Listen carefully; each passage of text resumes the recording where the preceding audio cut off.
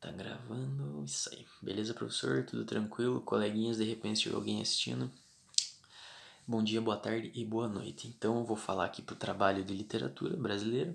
3 possíveis indícios de que a Capitu traiu o Bentinho. Eu separei aqui a semelhança do filho deles com o Escobar, a infertilidade do Bentinho, infertilidade, e a aplicação, né, secreta, aquele segredo que tinha a Capitu e o Escobar, que era das economias, né? Então vamos lá. Justamente eu partindo desse ponto do livro das economias, a Capitu, né, ela era uma mulher muito... Ela veio de uma vida mais humilde do que o Bentinho. E ela era uma pessoa que fazia suas economias e tal. Inclusive o Bentinho vê isso como uma qualidade. E ela conta, né, num momento do livro, aleatoriamente, ele tá olhando as estrelas e falando de Sirius e não sei o que, e ela tá contemplando o mar. E aí eles até entram numa discussão porque ela não tá prestando atenção nele, ele muito ciumento como sempre, e ela solta a bomba, ó. Vi o Escobar hoje de tarde, assim, assim, assado, e ele me ajudou com os negócios aí, fiz umas economias, tenho tanto em ouro de 10 libras que eu consegui economizar. Ele fica meio surpreso, né, pela quantia, que eu não sei dizer se é uma quantia alta ou pequena, mas para ele parece ser uma quantia razoável. Ele fica bem orgulhoso dela. Só que, apesar do Bentinho, pelo menos em tese, o tom que ele usa dos argumentos não parece ser de desconfiança. Mas fica claro para o leitor e para o próprio Bentinho que a Capitu e o Escobar eles se encontram na ausência do Bentinho e muitas vezes ele nem sabe. Então existe uma relação íntima dos dois, aquém da relação deles com o Bentinho, seja da relação de marido e mulher da Capitu, a relação de amigo do Escobar, existe a relação dos outros dois. E como Machado de Assis a gente sabe que o gênio que ele era não fazia nada por acaso, 2 capítulos depois vem a gravidez da Capitu. Então até então eles tentavam ter filhos, não conseguiam, supostamente um dos dois era infértil. Logo percebe-se que não era a Capitu.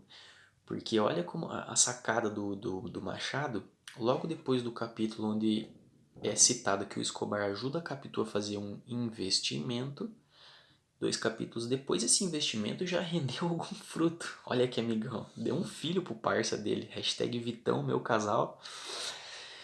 E por último, né, dito isso, ele teoricamente era infértil e de repente a Capitu aparece grávida depois de ter sido revelado um segredo.